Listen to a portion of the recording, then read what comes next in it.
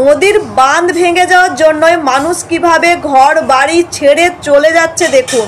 নিজের হাতে তৈরি করা ঘর বাড়ি ছেড়ে আজকে চলে যেতে হচ্ছে।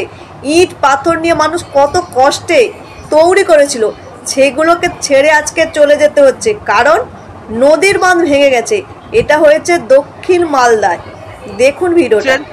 আসবেন, এনাদের পাশে দাঁড়াবেন, কিছু না করতে পারলেও একটা ইট ভেঙে দিবেন।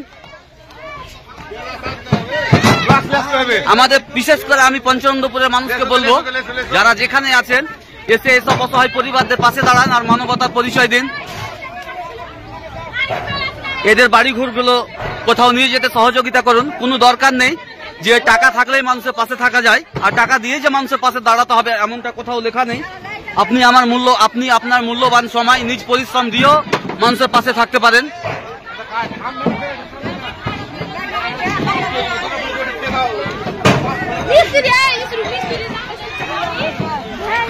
এই যে দেখছেন আরো পাশের বাড়িগুলো।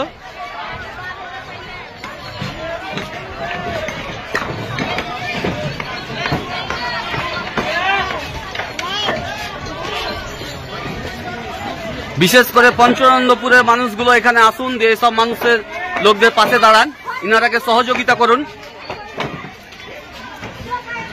এই যে দেখতে পাচ্ছেন কত আতঙ্কে এরা। যদিও আমি এনাদের সাথে কথা বলার চেষ্টা করছি, কিন্তু ইনারা তো